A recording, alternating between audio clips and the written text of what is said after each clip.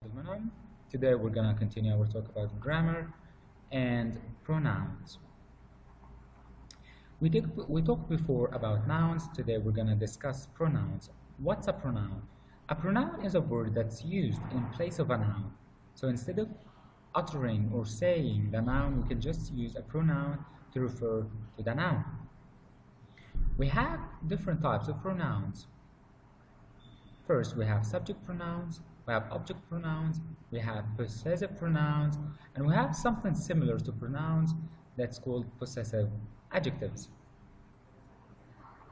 Let's begin with subject pronouns.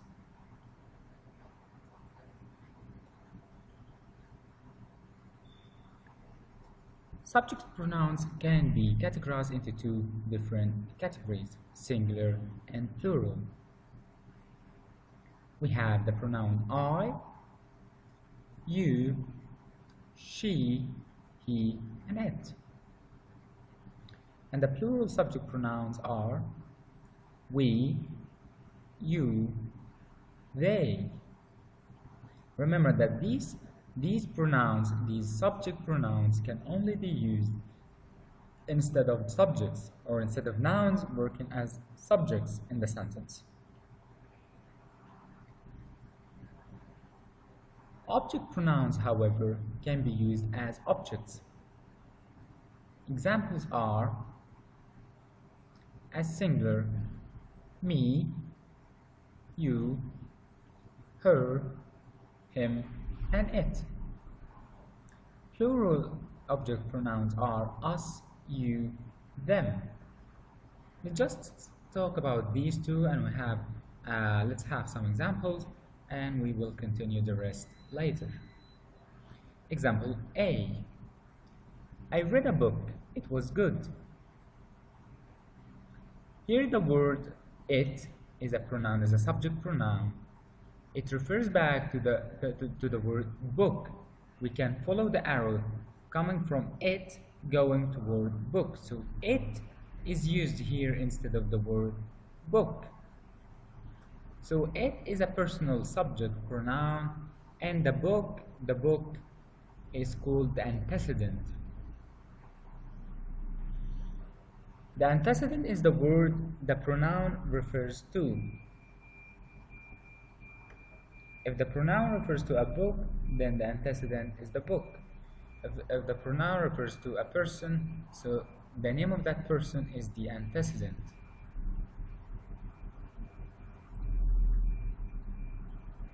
Notice that we have, as I said, notice that we have singular and plural pronouns.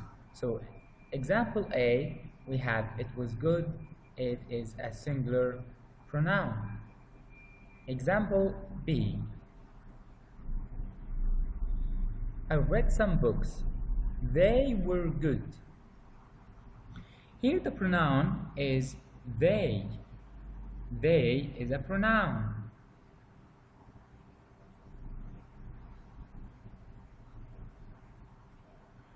This pronoun, the word they, refers back to the phrase some books. And since some books is plural, we use a plural pronoun. They, we can see here they. Let me just find a pencil.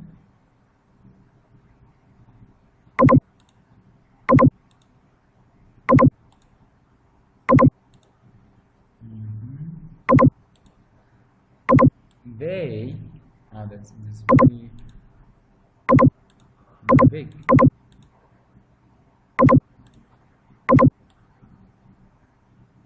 They is the pronoun, and some books is the antecedent. This means that the word they, the pronoun they, refers back to the word books. And since books are plural, the word books is plural, so we use a plural pronoun. Example C. I like tea. Do you like tea too? Here we can see that we use a different pronoun, and this is just in conversations where the roles of the speakers change.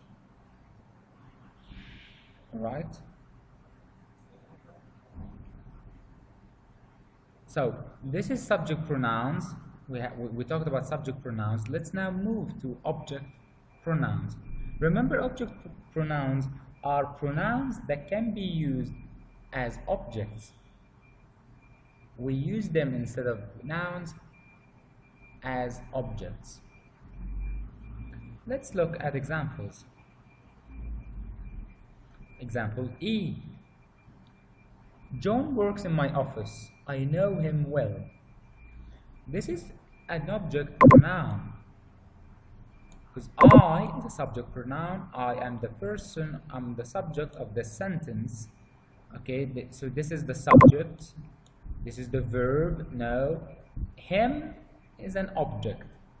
This is a pronoun that works as object, is the object of the sentence. This pronoun refers back to what? It refers back to John. You can put an arrow. So him refers back to John. John works in my office. I know him. So if I ask, who do you know? Who do I know? I know him well, or I know John well.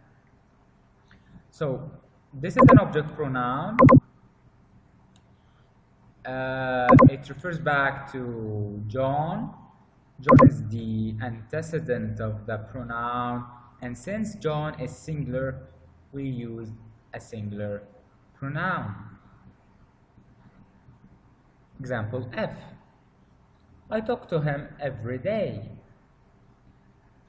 Him is a singular object pronoun. All right? Let's now move to possessive pronouns and possessive adjectives. Both of them convey the meaning of possessiveness. They convey possession of an object or an idea. They convey the meaning of possessiveness. However, with possessive adjectives, we add the possessed idea or object or thing after the adjective. So we say my name, your name, her, his, its name, our names, your names, their names. Of course, we can change the word names with anything like books, windows, chairs. With possessive pronouns, we do not add a noun or the possessed noun after the pronoun. We just settle with the word mine, yours, hers, his, its, ours, yours, theirs.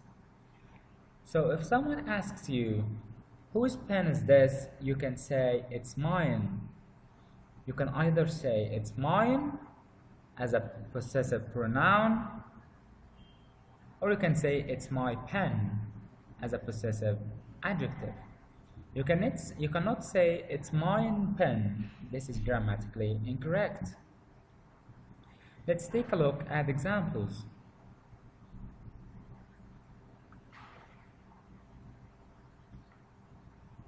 Example I. Her book is here.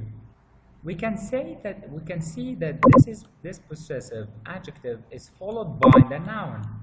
The possessive adjectives are followed immediately by nouns. They cannot stand alone.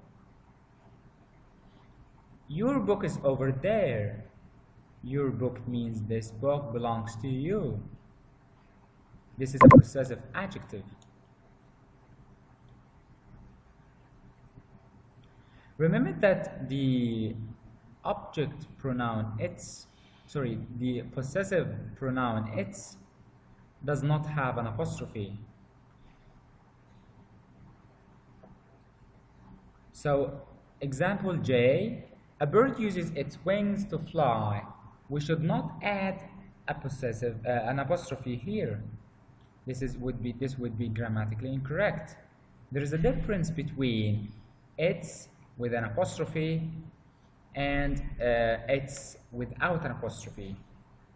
This it's without an apostrophe is a possessive adjective.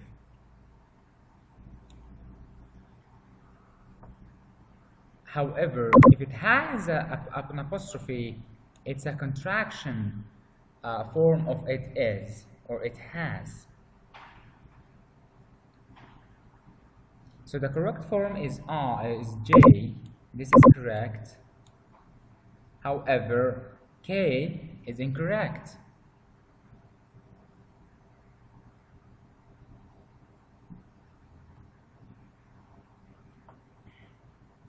Let's look at another example.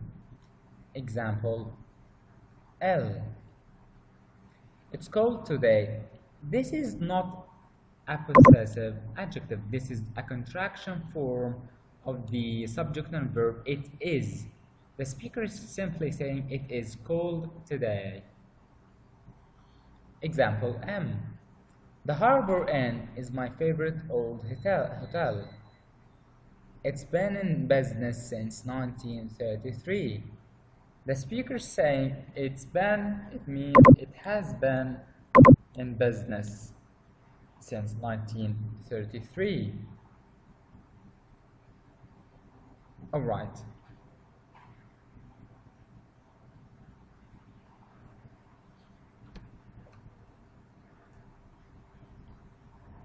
Let's take a look at some exercises. Number 2. In this exercise, we will identify the person pronouns and their antecedents. Number 2. Most monkeys don't like water, but they can swim well when they have to. This is a subject pronoun, okay, which is plural. It refers back to monkeys, which is plural. So this is the pronoun. They is the pronoun. Monkeys, the word monkeys is the antecedent. Number 3. The teacher graded the students' papers last night. She returned them during class today. She is the pronoun, which is subject, singular pronoun, and the teacher is the antecedent. And of course, since the teacher is singular, the pronoun used should also be singular. Antecedents and pronouns should agree in gender and in number. 4. Nancy took an apple with her to work. She ate it at lunchtime. She is a subject pronoun. It refers back to Nancy. It also is another pronoun. However, it's an object pronoun because it works as an object because Nancy ate it. It is a different pronoun. It refers back to an apple. Both of them are singular, so the pronouns used are also singular. Number 5, a dog makes a good pet if it's properly trained. The word it is a subject pronoun. It refers back to a dog. Both of them are singular. Tom's cat is named Mabel Alice. She is very independent. Here we can see in the footnote that if the sex of a particular animal is known, usually she or he is used instead of it. This is a cultural thing. She here is the subject pronoun. It refers back to Tom's cat. Both of them are singular.